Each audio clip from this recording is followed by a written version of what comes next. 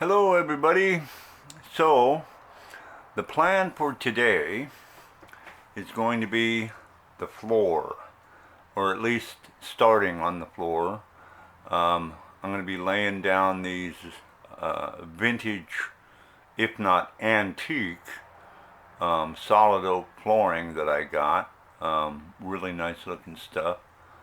And so that's what I'm going to be doing today.